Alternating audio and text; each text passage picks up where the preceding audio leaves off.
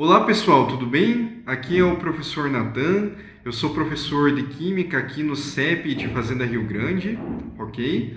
E hoje nós vamos dar continuidade à nossa primeira aula, a qual tinha o tema A Química dos Perfumes, certo?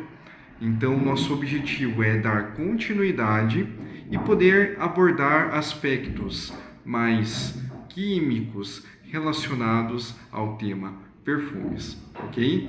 O que eu gostaria que você lembrasse de nossa última aula é um pouquinho sobre a origem dos perfumes, entender que para a obtenção de certos componentes do perfume, em específico os óleos essenciais, existe todo um aparato técnico. Existem diferentes técnicas para a extração desses óleos essenciais.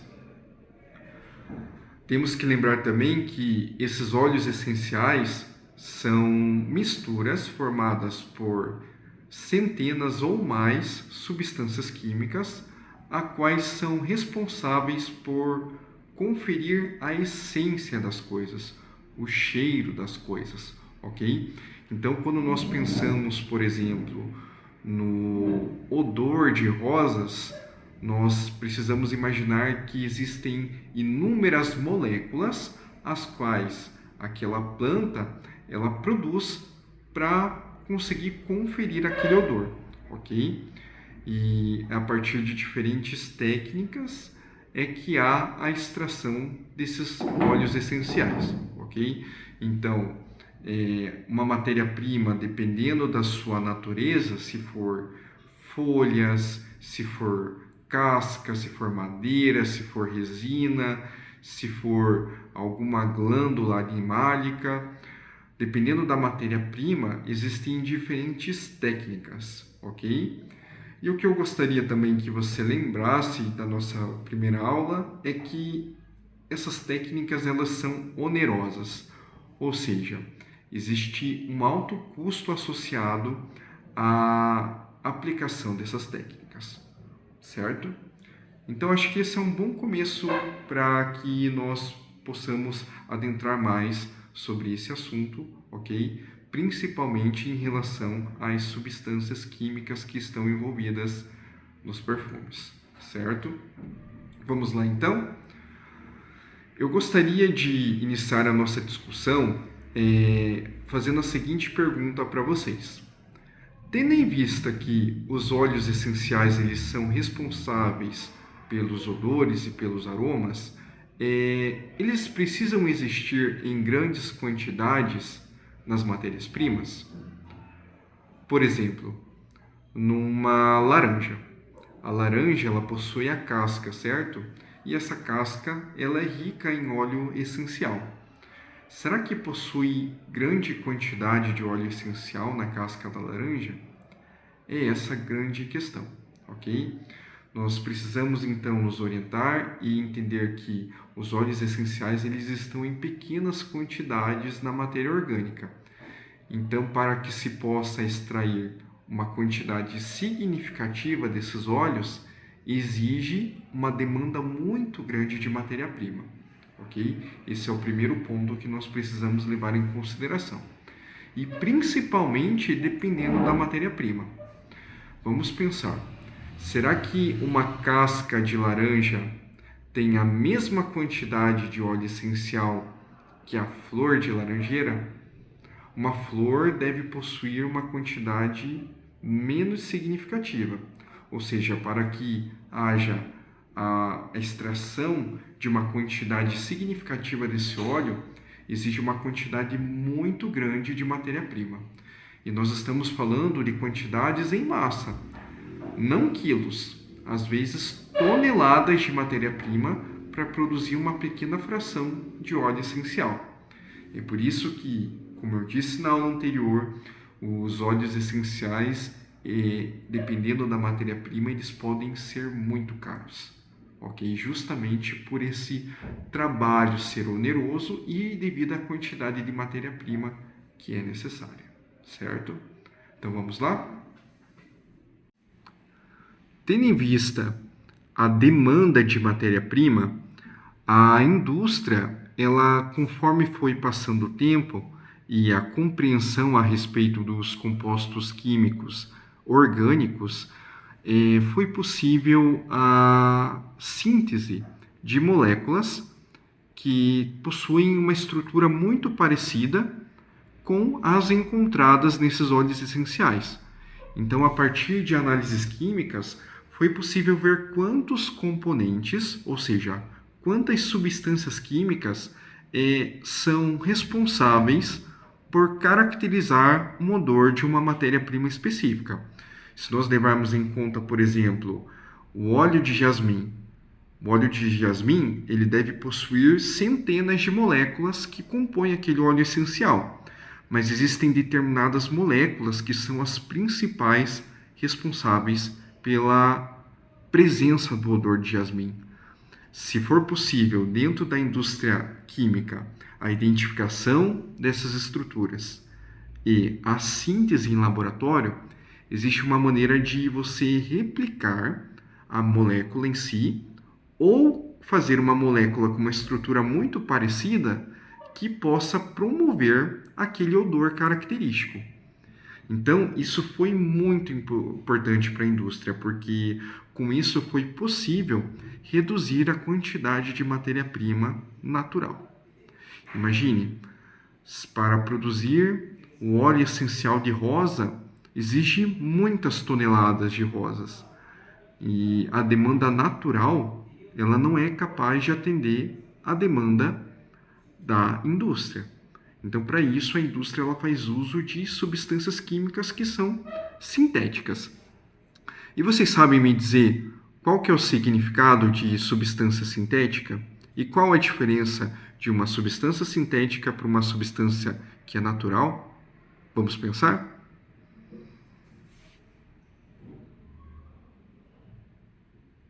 Vai lá, vou dar um tempinho para que vocês pensem, viu? Só eu falando aqui, aí vai ficar estranho, ok? Então pensem, discutam aí entre vocês, certo? Vocês já devem ter alguma noção de que uma substância sintética é aquela que é produzida dentro do laboratório. É aquela que é produzida por uma pessoa dentro do laboratório. E em termos de estrutura, a molécula sintética ela pode ser idêntica à molécula natural ou muito parecida. A única diferença em si é a maneira como ela foi concebida, ok? Seja de fonte natural ou seja produzida em laboratório. E aqui eu tenho alguns exemplos de algumas substâncias que são responsáveis pelo odor. Por exemplo, o alfa-amilcinamaldeído é uma das substâncias que conferem um odor característico no óleo de jasmim, ok? Existem outras, como por exemplo o para-anisaldeído, que é uma molécula que está presente numa secreção do espinheiro branco, ok? Então, ela é a que confere esse odor. Existem outras coisas muito mais próximas da gente no nosso dia a dia. Por exemplo, o odor de baunilha, a fragrância de baunilha, ela é feita, na maioria das vezes, por vias sintéticas. Se vocês estiverem lembrados, souberem um pouquinho a respeito da baunilha, a baunilha é uma variedade de orquídea. E essa orquídea, a orquídea por si só é uma planta, uma flor, que ela é muito difícil de ser cultivada. Agora imagine a baunilha para atender a demanda da indústria para produzir o aroma de baunilha. Então existem outras maneiras no caso de produzir dentro do laboratório, a qual tira essa demanda natural e também barateia o custo. Nós temos que pensar também que substâncias sintéticas, elas são importantes porque elas barateiam o custo. O custo de produção e de obtenção é muito menor comparado com as substâncias advindas de origem natural. Então você, químico, você futura química, deve pensar nisso. As substâncias sintéticas, elas não devem ser interpretadas apenas por ser algo artificial, algo que talvez não seja positivo. Elas são muito importantes e elas estão presentes na maioria das coisas. A maioria dos aromas que nós encontramos nos alimentos, eles não vêm de origem natural. Por exemplo, uma bolacha que possui aroma de morango. Dificilmente ela é feita com um morango natural. Então, pessoal, com a identificação de determinadas substâncias que são responsáveis pela composição dos odores e dos aromas, através de técnicas de separação, como cromatografia, técnicas de identificação, como espectrometria de massas, foi possível, então, a replicação dessas moléculas em laboratório. E tendo em vista a possibilidade de uma outra fonte que não seja de origem natural, possibilitou com que a matéria-prima, os custos relacionados à matéria-prima caísse bastante, considerando a matéria-prima de origem natural. Nós podemos pensar nisso em relação a vários aromas, vários odores, ok? Lembrando que devido ao óleo essencial ser composto por centenas, às vezes milhares de substâncias químicas diferentes, o aroma artificial nem sempre vai conseguir replicar com fidelidade, tendo em vista que só são algumas moléculas selecionadas, as principais que compõem aquele aroma, ok? Se nós formos pensar um pouquinho em exemplos práticos da nossa vida, vamos comparar, por exemplo, um suco natural de maracujá com o aroma de um suco artificial de maracujá. São aromas que remetem um ao outro, mas o aroma artificial ele é ligeiramente diferente, ok? Então, pessoal, apenas para citar um exemplo, o óleo de jasmim de origem natural, ele possui um valor aproximado, considerando o ano atual, o valor do dólar, ele custa aproximadamente R$5.000 o quilograma do óleo essencial, ou seja, é algo que tem um valor muito agregado. A mesma fragrância de jasmim, só que advindas de processos de síntese, ela tem um valor aproximado de R$5.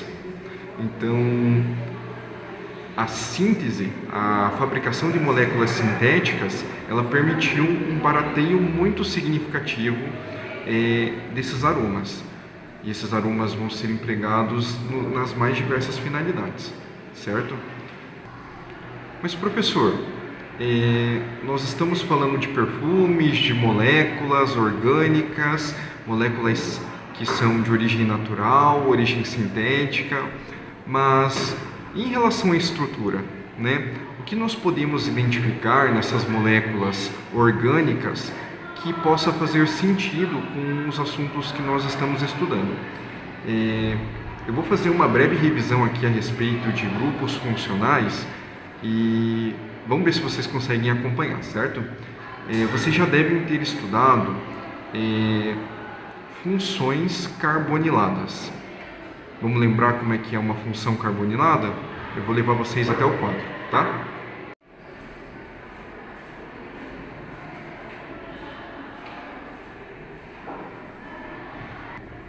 Então, pessoal, aqui eu tenho para apresentar para vocês uma revisão acerca de funções orgânicas, em específico as funções orgânicas carboniladas.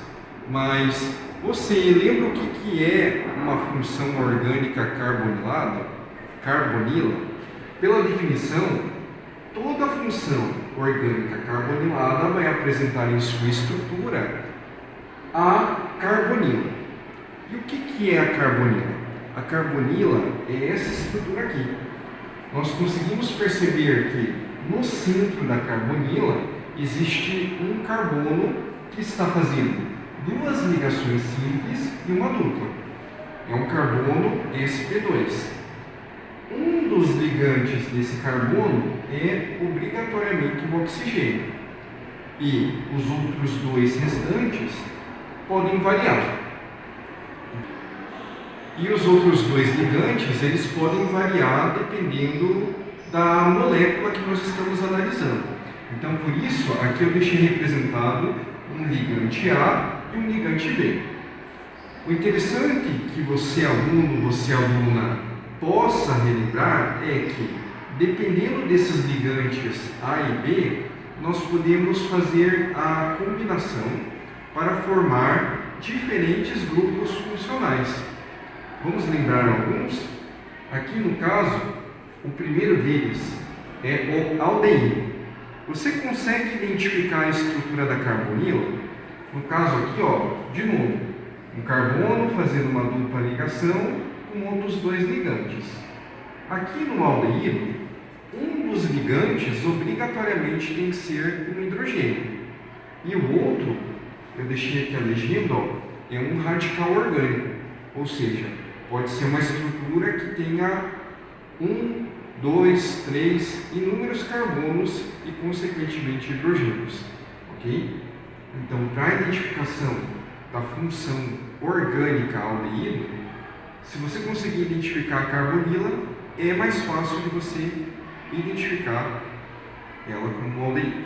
Ok? Mas, percebam que para a identificação do ácido carboxílico, nós também conseguimos olhar a carbonila aqui. Só que, diferentemente do aldeído, aqui no ácido carboxílico nós temos uma hidroxila em algum dos ligantes. Ok?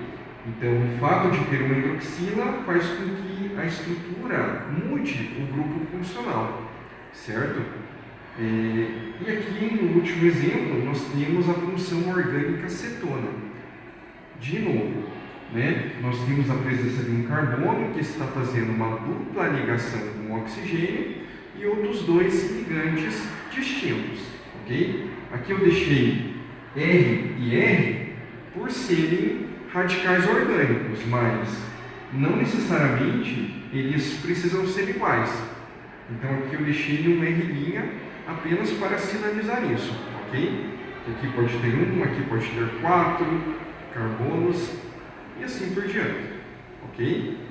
Então, uma dica que eu dou é, se você conseguir identificar na estrutura de moléculas complexas a presença da carbonila e analisar quais são os ligantes que estão conectados a esse carbono, é muito mais fácil de você saber qual função orgânica você está analisando, ok?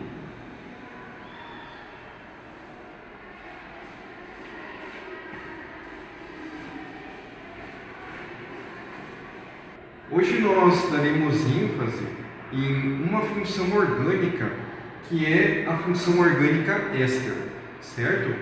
O que são os ésteres? Vamos lá. E hoje, pessoal, nós daremos uma ênfase em um grupo funcional que se chama éster, ok? Você sabe o que é um éster?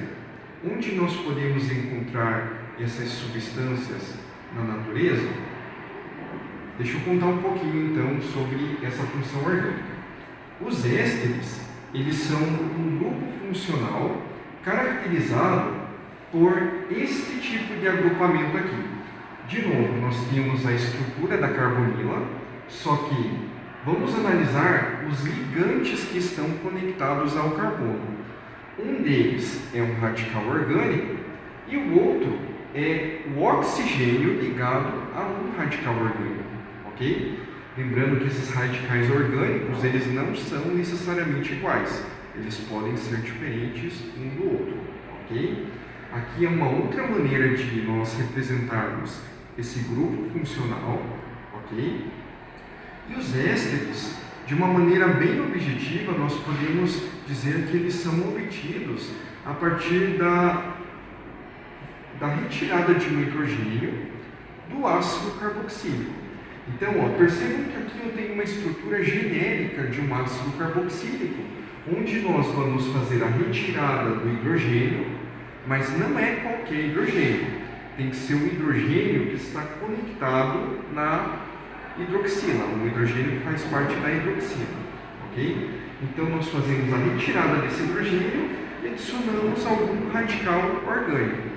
Então, a partir de um ácido carboxílico, é possível obter então uma função orgânica chamada éster, ok?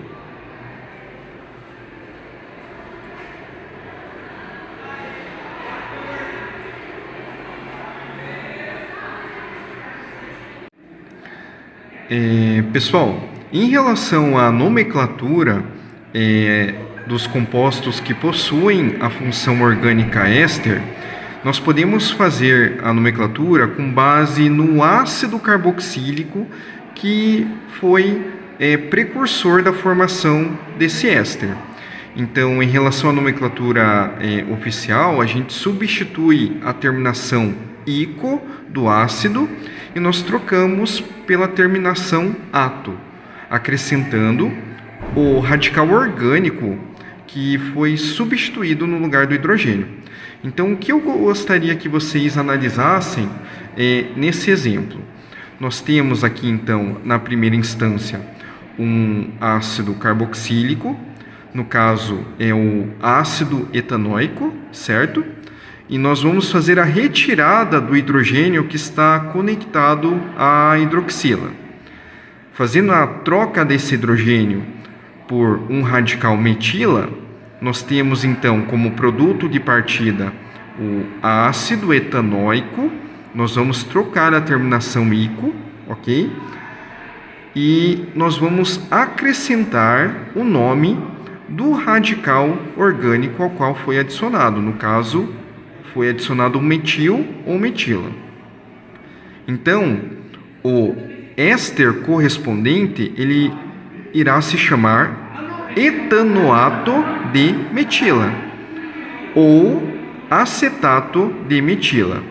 Lembrando que estruturas que geralmente possuem 2 carbonos em sua composição, existe o prefixo oficial, né, que é o et, mas nós também podemos encontrar em algumas nomenclaturas usuais o prefixo acete, ok? Então, nós temos aqui na estrutura o etanoato de metila, ok? Outra coisa que é interessante citar em relação aos ésteres é a reação de esterificação. Nós dizemos que uma reação de esterificação é aquela na qual há a produção de um éster, e ela vai ocorrer a partir de uma reação entre outros 2 grupos funcionais, um ácido carboxílico e um álcool, ok? Então, reparem na estrutura abaixo, né, nós temos uma equação química representada ali abaixo. Você consegue identificar quais são os reagentes? Nós temos o ácido etanóico reagindo com etanol, ok? O que é interessante observar que nos produtos nós temos a formação de água. E essa água, ela vai ser originada a partir do hidrogênio, do ácido carboxílico e da hidroxila, que é advinda do etanol. Ok? Então, se nós juntarmos o hidrogênio junto com o radical hidroxila, nós conseguimos formar uma molécula de água. Ok? Se houver a formação dessa molécula de água, os outros fragmentos das moléculas eles precisam se unir. E no momento dessa união, para a formação de um único composto, nós temos a formação do éster. No caso aqui, o éster formado é o etanoato de etila, ok? Qual que é a diferença dessa estrutura comparada com a estrutura do éster anterior? O éster anterior, nós tínhamos um grupo metila conectado ao oxigênio. Aqui no caso, no segundo exemplo, nós temos um radical etila, ok?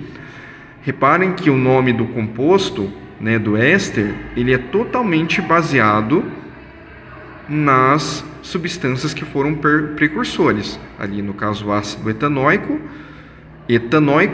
virou etanoato. certo?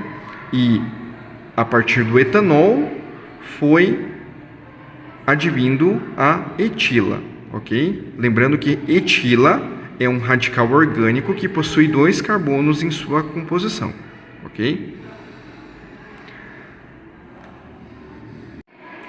Quando pensamos na indústria, seja ela de perfumaria, de produtos de limpeza, higiene pessoal, remédios, nós precisamos pensar em ésteres, ok?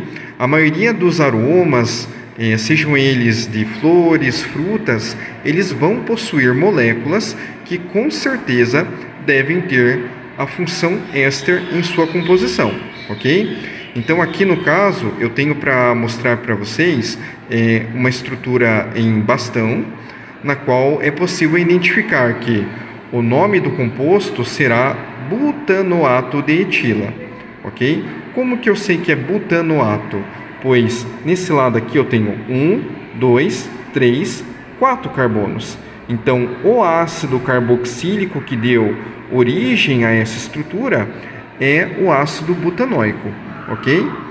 E aqui onde havia um hidrogênio do ácido butanóico foi substituído por um radical orgânico que possui 2 carbonos em sua composição.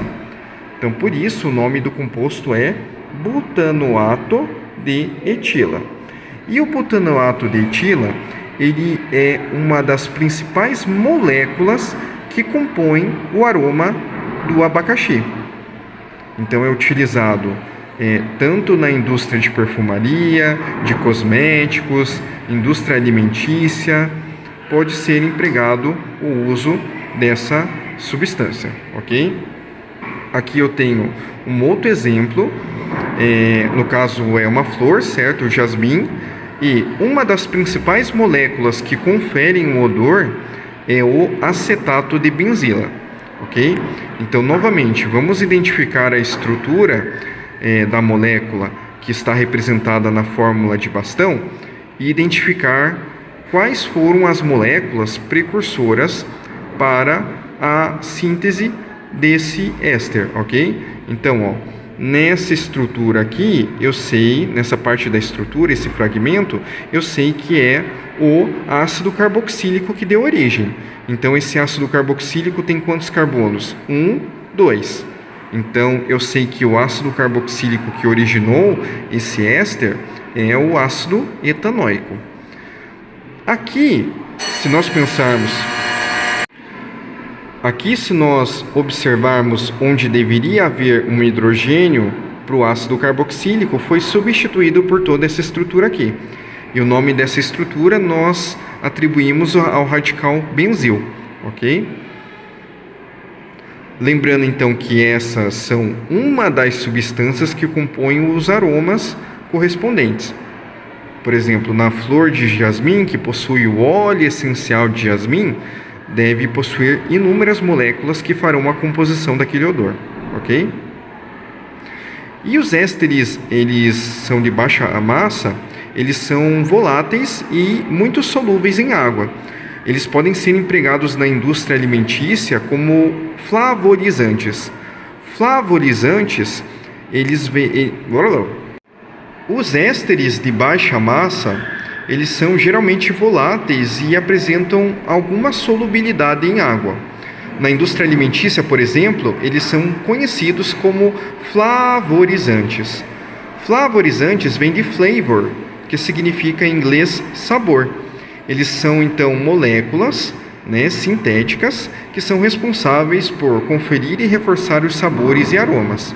Aqui no caso nós temos um exemplo de um medicamento que é utilizado como um antialérgico, para alergia, e ele possui um sabor para que a ingestão desse medicamento, que geralmente é receitado, por exemplo, para crianças, para pessoas adultas, para que ele possa ser mais palatável. Então, no caso, esse medicamento ele possui o sabor framboesa. Provavelmente foi feita a adição de alguma substância sintética que possui a função éster em sua composição, ok? Aqui eu vou deixar, pessoal, um livro de referência a qual vocês podem consultar o capítulo referente a Esther. Seria muito interessante. Ele é um livro de nível de ensino médio, mas que vocês do nível técnico com certeza vão poder apreciar, ok? Muito obrigado pela atenção de vocês e até a próxima.